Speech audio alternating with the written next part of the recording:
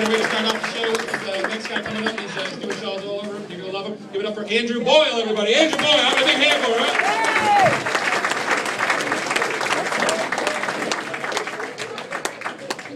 Thank you one more time for your host, everybody.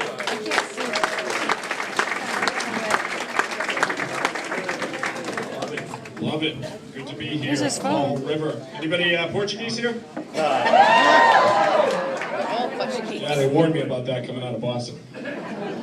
I always think it's funny when the host introduced me. I haven't been doing this long, but when the host introduced me and said, "Oh, you know, a lot of guys get, oh, you may know him from TV, you may know him from a show here." Mine is just really, you may know him. Like if you know a lot of people, you might know him. Maybe you don't. Good to be at the Elks Club. My dad's actually an Elks member up in Weymouth, so I asked him, I said, "Dad, why are you joining the Elks?" He said, "Well, you pay a certain membership fee, and then all your drinks are significantly cheaper. It's like Costco for alcoholics."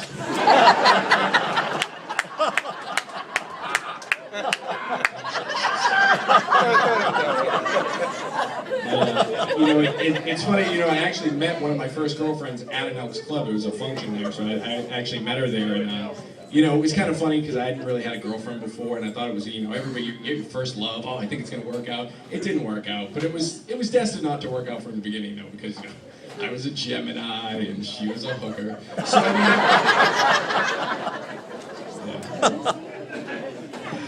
But yeah, no, she, and halfway through the relationship, she came out and she confided in me that she was a transvestite. I said, "Listen, lady, you got a lot of balls saying like that." That's awful. But I'm married now, so that's, I got married last November. That lack of applause is completely appropriate. It's awesome. It's awesome being married now. My wife and I, we met online, which is a weird way to meet, but it's the new sort of thing. And it actually turned out we actually knew a bunch of people in common. We're both from the South Shore, two white kids, kind of floating around. It was really weird that we didn't meet each other before. We ended up meeting online. What was even stranger is we met on the website blackpeoplemeet.com. It was nice. I said, "Shaniqua, you don't look like your picture." He said, "Shut up, Jamal." I'm not going to say I got catfished, though. I mean, although her profile could have been a little bit more descriptive and accurate. I mean, if it was going to be completely correct, it would have said her likes include arguments and nagging, and her dislikes include sex and my friends.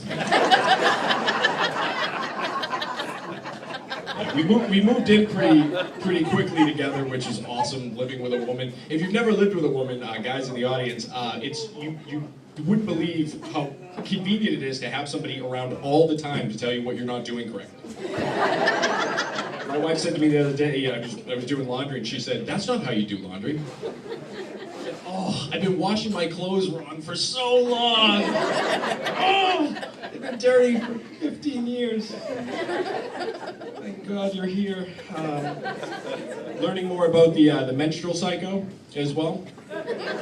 Is it cycle? I don't think there's a difference. I'll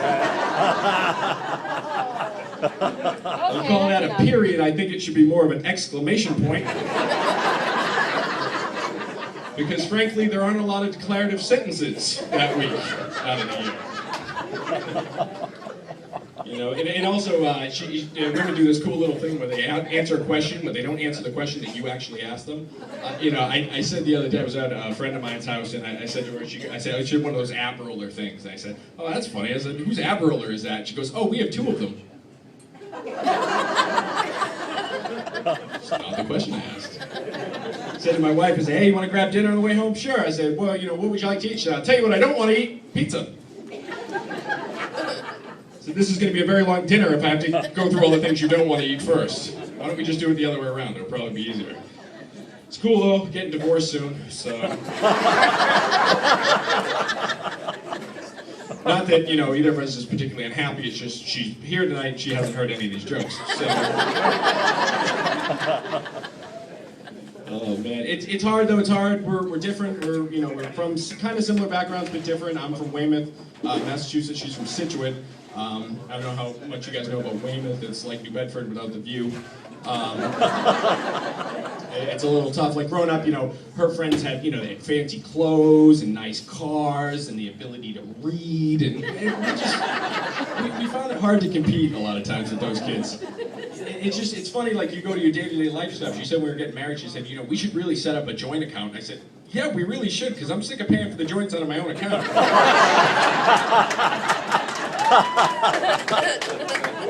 Ridiculous. Start going Dutch on these Dutchies. It's true, though, I did have a drug problem. I still do, but I did. I went to Weymouth School for the High, which was awesome. We were hooked on everything but phonics. It's an awesome place to be. We had a bunch of weird things at Weymouth High. Made us a little bit different. We had, instead of a foreign student exchange program, we had a needle exchange program, which was kind of nice. We couldn't eat soup or ice cream in the cafeteria because the spoons all were missing. The right side of the room does not know how to party. Everyone over there is like, everyone's like, what is he talking about?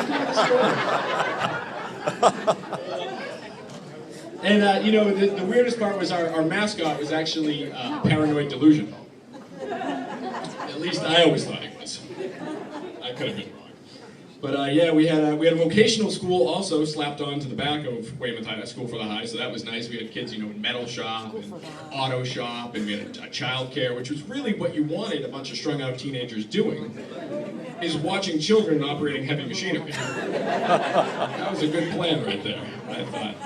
Yeah, the high school part of it wasn't that much fun either. I had a Spanish teacher who couldn't speak Spanish.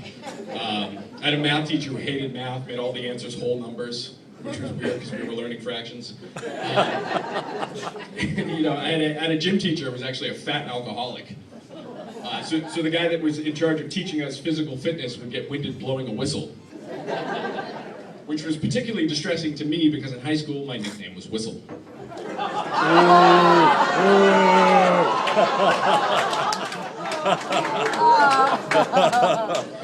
You laugh, but the A in gym helped. I didn't have it as rough as my parents, though. My parents are actually from Scotland, which is a horrible place. I don't know if you guys have ever been there, but it's terrible. My mom used to describe it. They grew up just outside of Glasgow, and she used to say, "Oh, we were so poor. We didn't have a pot to piss in, nor a window to throw it out of." I said, "Your classier neighbors were winging pee out their windows?" That's a horrible place to be. What were you doing? Setting on fire, I guess. And they're very technologically behind the times. They're not really up on current technology. Like, they don't have smartphones over there. Their phones are still mentally retarded. That's the PC term, right? Yeah, that sounds good. That's not the PC term. Yeah, my cousin Julie called me the other day. She was like all excited, and I said, nothing was really happening. She was just really excited to have a phone. She was like, "Oh, I just got one of these. Everybody's using it. Everybody in town." My dad also hates technology. I remember not too long ago, I bought him these tickets to go to Florida, and fly down to Florida, airline tickets on this discount website. And unfortunately, the website went out of business. So I had to call, you guys got this email, I said, "Oh." So I had to call my father, and I said, "Dad, I'm sorry, the website went out of business. These tickets are no good." And he said, "Well, son, so much for the intranet." It's like, yeah, fuck the internet. Ridiculous. And he's not only afraid of technology, he's getting older, he's afraid of everything really now. He doesn't like doctors, he doesn't want to go to the doctor. So I said, "No problem, your friend the internet's here to help you." I said, "We've got WebMD." So I went on WebMD and I put in all his symptoms and everything, and it came back that he's a dead hypochondriac. That's all he could be with those symptoms. But he's just, it's funny when your parents get older, that they're just, he's old enough. When people say, "How old is he?" I say, he's old enough now to be racist. He's old enough where you just kind of go like, he starts referring to people by the blacks, and the Chinese, and you just have to go, "Oh, you're so racist. You're just a little racist, aren't you?" He's not really racist. He just hates people with names and faces. That's his big complaint about people right now. He doesn't like those people. His big complaint, we were watching the World Cup last go around, and Germany was playing England. And I said, Dad, I said, who do you read? You know, the English, the history with you know, Scotland, but he's also old enough to remember World War II. I said, who do you vote for there? And he said, the Germans are the worst fucking people on the face of the planet. Terrible, awful people. I said, wow, the worst? Worse than the French? He goes, don't be ridiculous. The French are not people.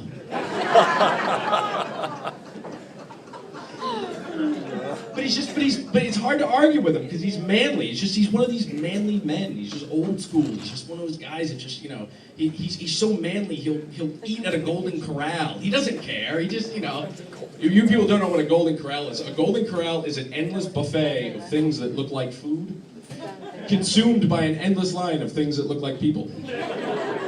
They're big in Florida. You know, but it's just, he's just so manly. I've always wanted to be manly, but I'm not really a man's man. I'm more of a ladies' man. But I said to him, I said, you know, growing up, he would just say, I can't teach you how to be manly, but I can teach you how to avoid things that aren't manly.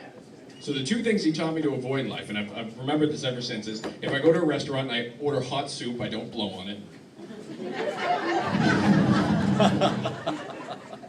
And I typically, when I'm here or when I'm anywhere else and I order a drink, I do not drink out of a straw. Because the straw is the plastic equivalent of a tiny penis. You could be anywhere, you could be in a biker bar, guy 6'7", covered in tattoos, walk in and go, hey, I will fuck up anyone in this bar.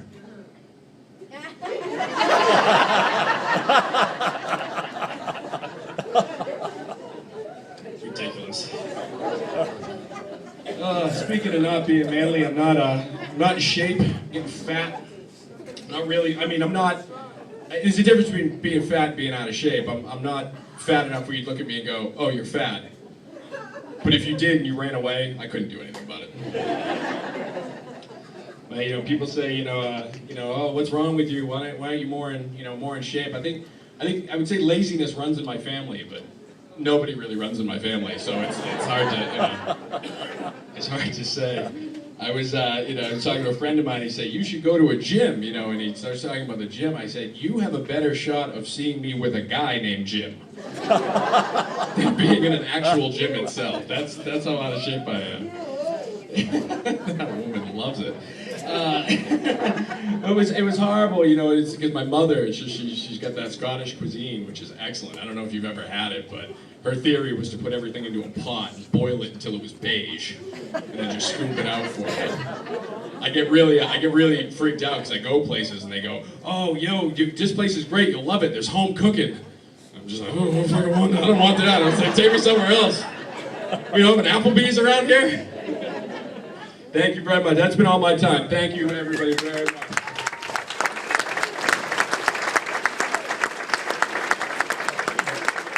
Come on for Andrew, everybody. Have another hand for him, huh? Here you go.